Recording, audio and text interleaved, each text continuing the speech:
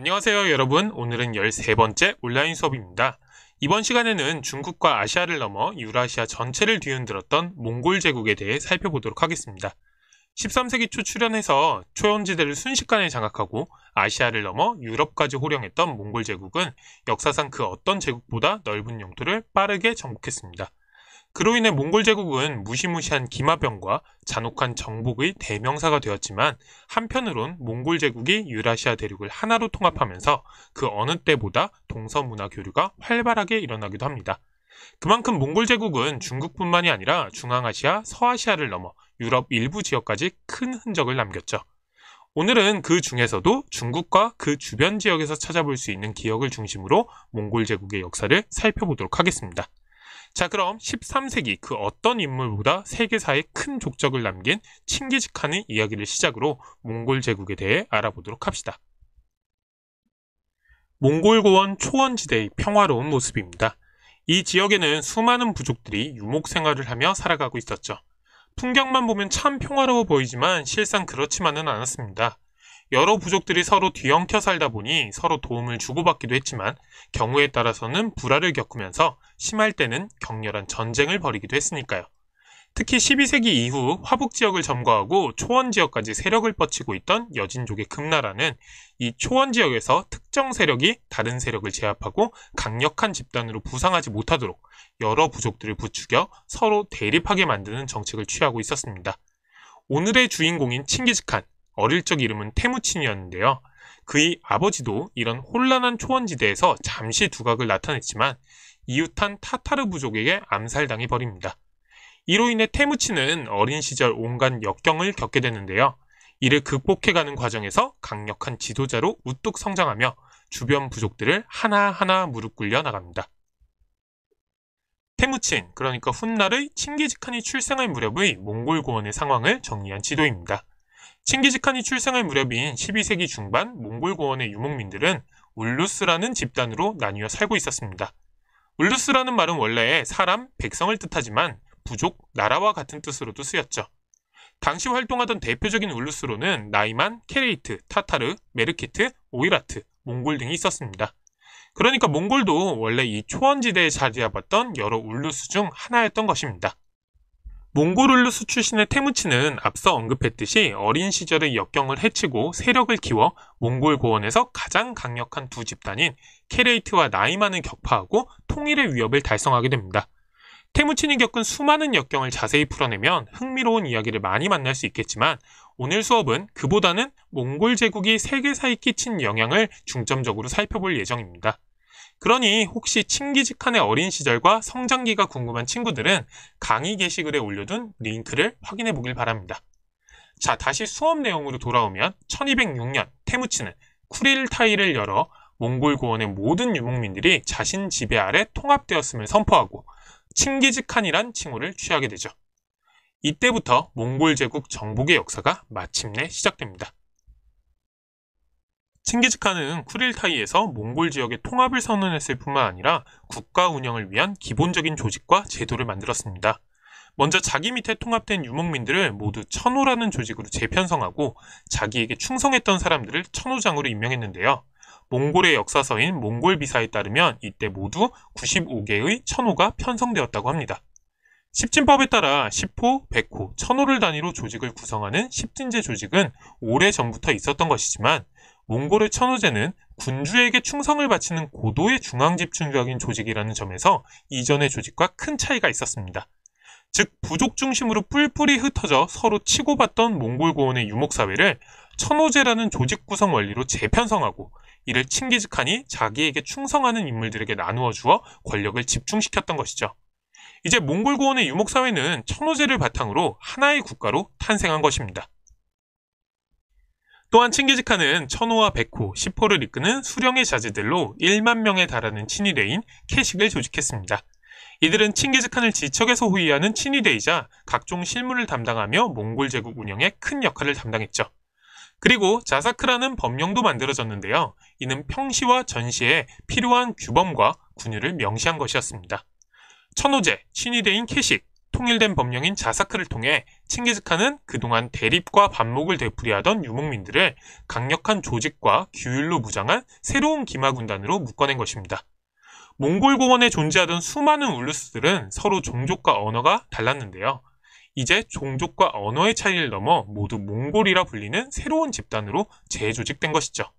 이를 보통은 대몽골 울루스 또는 몽골 제국이라고 합니다. 이후 칭기즈칸은 1227년 사망할 때까지 약 20년간의 시간 중 대부분을 대외 원정에 나섭니다.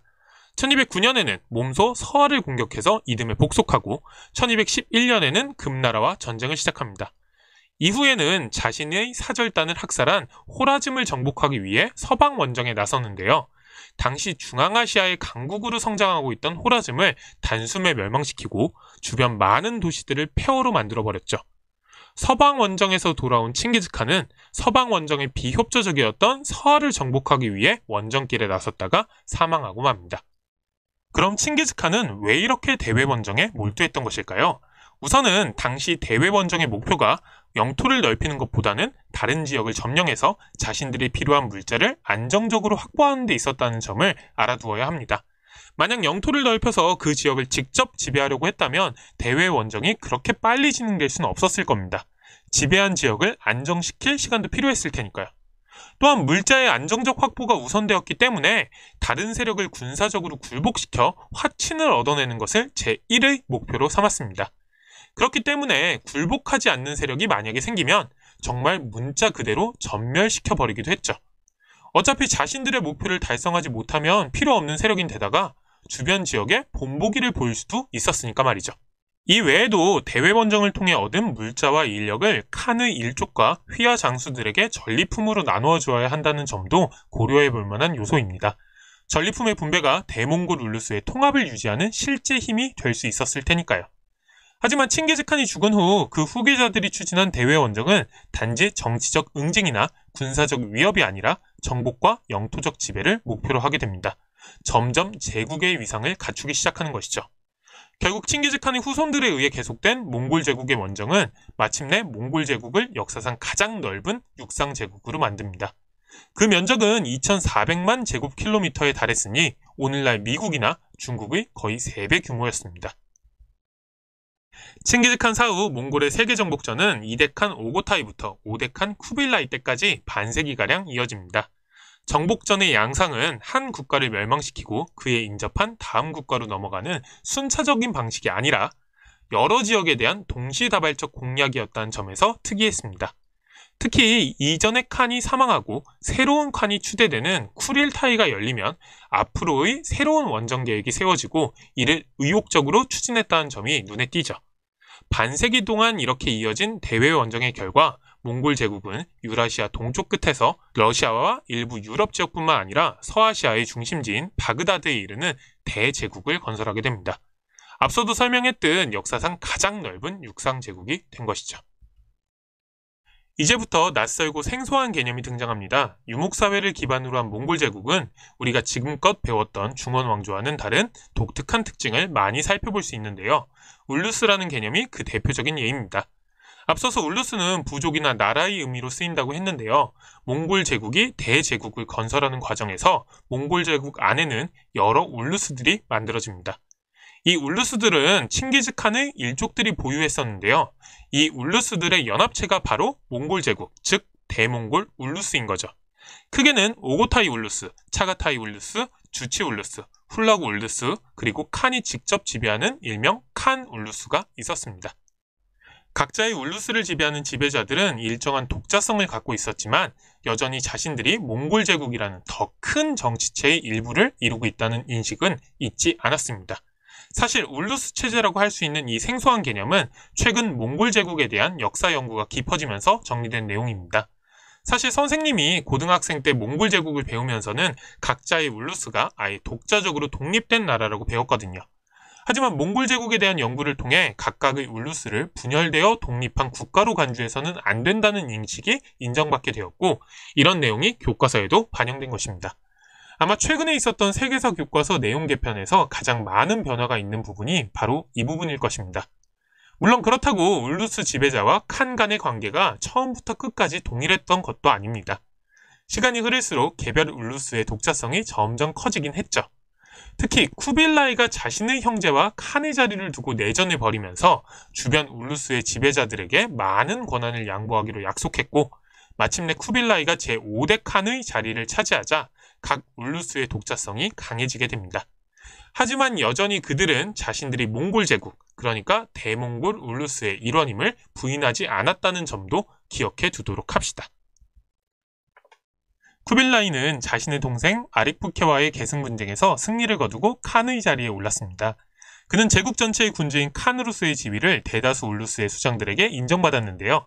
하지만 계승 분쟁 과정에서 여러 울루스의 수장들에게 많은 권한을 양보한 결과 쿠빌라이의 직접적인 통치가 미치는 지역은 몽골 초원과 중국의 화북 지역, 옛 서하의 영토, 그리고 새로 편입한 티베트 지역에 국한되었습니다. 지금 지도로 확인할 수 있는 대부분의 지역이죠. 쿠빌라이와 그의 후계자들이 직접 통치하던 이 지역을 당시 몽골인들은 칸 울루스라고 불렀습니다. 쿠빌라이는 칸의 자리에 오른 후 현재의 베이징인 대도로 수도를 옮기고 중국식 연호와 제도를 채택합니다. 이때 나라 이름을 원으로 바꾸었다고 전해지는데요. 이전에는 이를 새로운 왕조의 개창으로 보는 견해가 우세했습니다. 하지만 최근에는 원이 몽골 제국의 한자식 명칭에 불과한 것이라는 견해가 힘을 얻고 있습니다. 이 또한 몽골 제국에 대한 다양한 연구가 이어진 결과물인데요.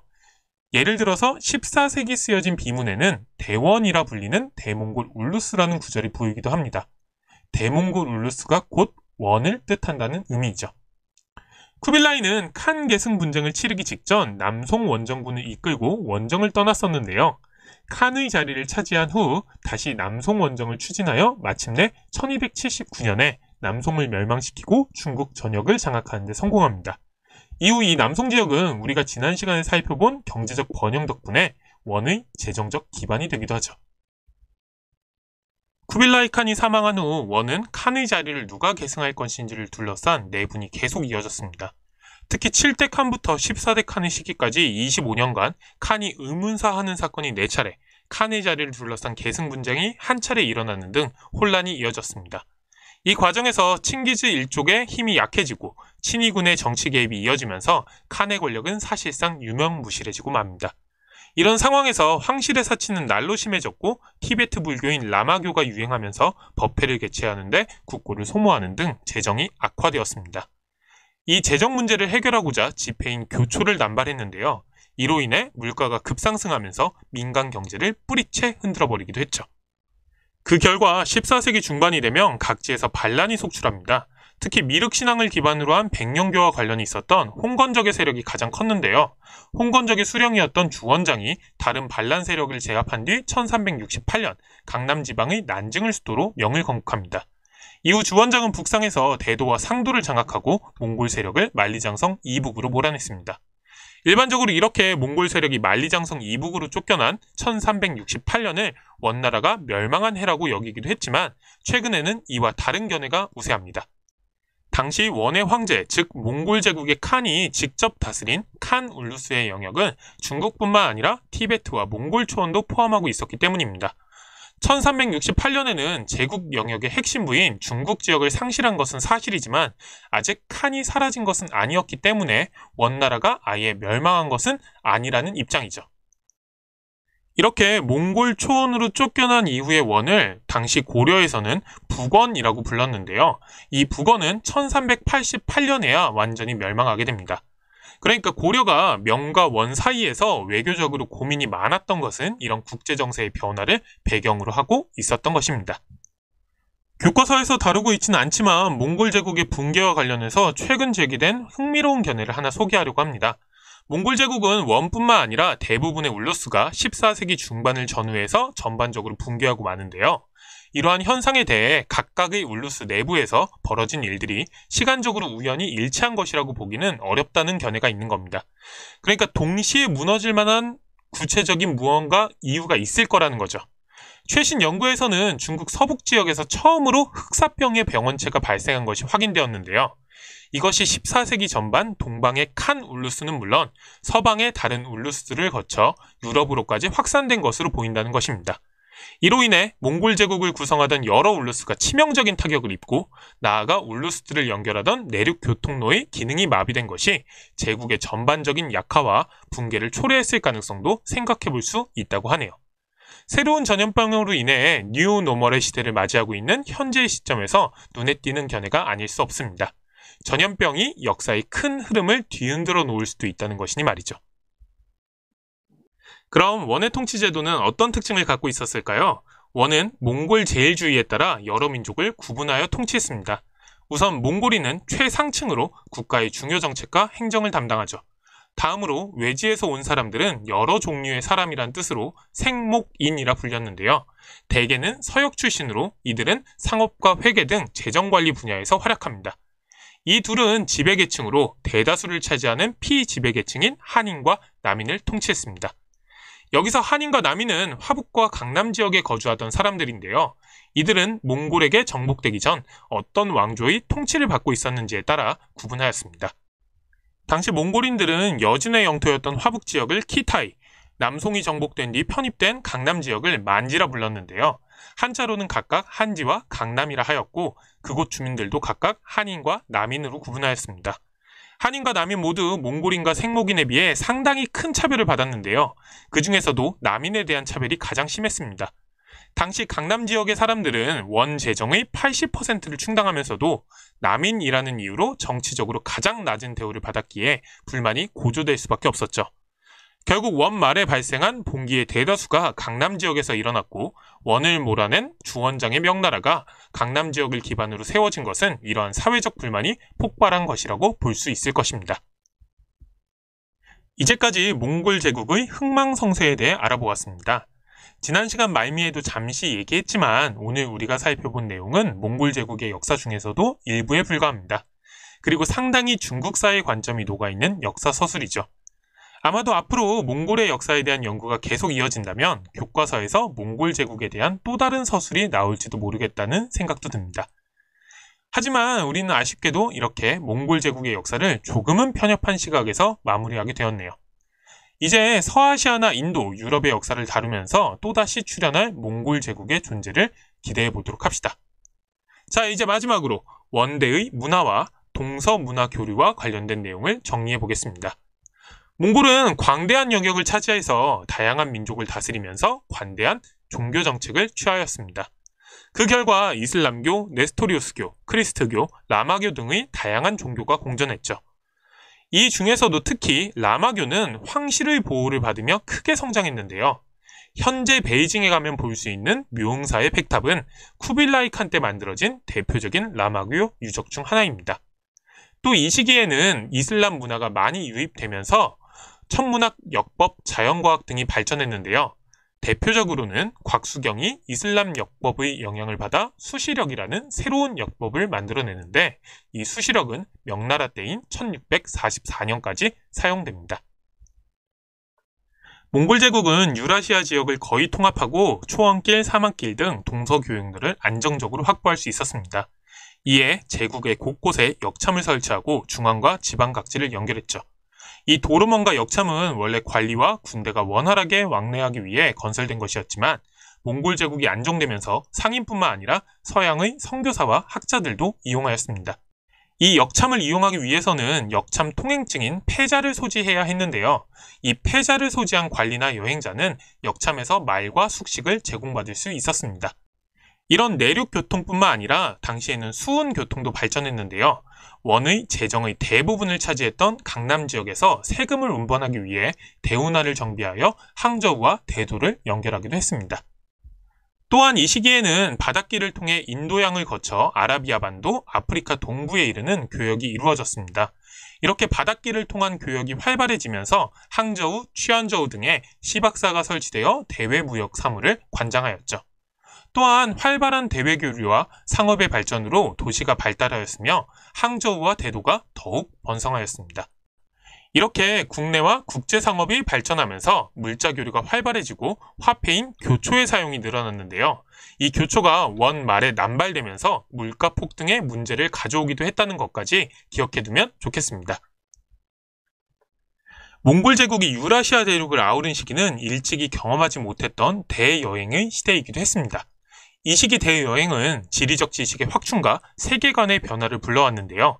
우리 교과서에는 모로코 출신의 여행가인 이븐 바투타와 이탈리아 베네치아 출신의 상인인 마르코 폴로에 대해 소개하고 있습니다. 우선 이븐 바투타는 자신의 여행기에서 몽골의 역참 제도의 우수성에 대해 소개하고 있습니다. 이를 통해 당시 수많은 여행객들이 몽골의 역참을 활용했으리라는 사실을 추측해 볼 수 있죠. 그리고 그들이 이 효율적인 역참 제도에 얼마나 놀랐을지도 짐작해 볼 수 있습니다. 이븐 바투타보다 훨씬 대중적으로 많이 알려진 인물이 바로 마르코 폴로입니다. 이 마르코 폴로는 쿠빌라이 칸의 환대 속에서 17년 동안 중국 각지를 여행합니다. 그는 몽골 제국과 인도 등을 여행하며 보고 들은 풍습과 문화 등의 내용을 동방견문록이라는 책으로 출판하는데요. 이 책은 유럽 사회에 아시아 지역에 대한 관심을 불러일으켜 훗날 신학로의 개척에 영향을 주게 됩니다.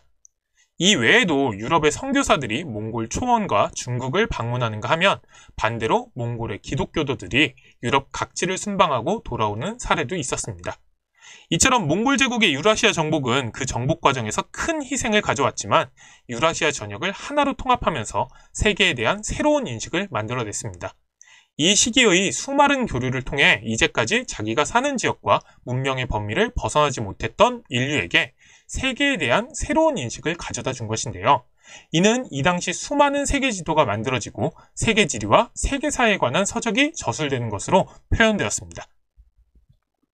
오늘은 몽골 제국의 흥망성쇠와 당시 활발하게 이루어진 동서교류에 대해 살펴보았습니다. 몽골 제국의 역사는 역시 그 영토의 광대함으로 인해 하나로 조망해내는 것이 쉽지 않습니다. 그러다 보니 몽골 제국이 차지했던 지역별로 그 역사가 낱낱이 쪼개져 서술되는 경향이 없지 않아 있죠. 아직 우리 교과서의 몽골 제국에 대한 서술도 이런 한계를 벗어나지는 못하고 있습니다. 특히 현재의 세계서 교과서는 지역별로 대단원의 내용이 구성되어 있어 몽골 제국의 역사는 더욱 파편화되어 버렸죠. 그러니 쉽지는 않겠지만 앞으로 서아시아와 인도, 유럽의 역사를 배울 때도 13세기부터 14세기 중반까지 유라시아 지역을 뒤흔들었던 몽골 제국의 영향이 해당 지역의 역사에 큰 족적을 남겼음을 기억해 둘 필요가 있겠습니다. 특히 몽골 제국의 탄생이 진정한 의미의 세계사의 시작이라는 평가도 있다는 점을 고려해보면 몽골 제국의 존재 가치를 조금 더 음미해 볼 수 있지 않을까 합니다. 자, 그럼 다음 시간에는 몽골 세력을 만리장성 이북 지역으로 몰아내고 중원을 되찾은 한족 왕조, 명나라에 대해 알아보도록 하겠습니다. 거란으로부터 여진 그리고 몽골에 이르기까지 오랜 시간 북방 민족의 간섭과 지배에 시달렸던 한족이 오랜만에 중원 전체를 차지하고 왕조를 세웠는데요. 그 명나라가 어떤 특징이 있을지 한번 예측해보는 것도 좋겠네요. 자, 그럼 긴 수업 듣느라 고생했고 오늘 수업은 여기까지입니다.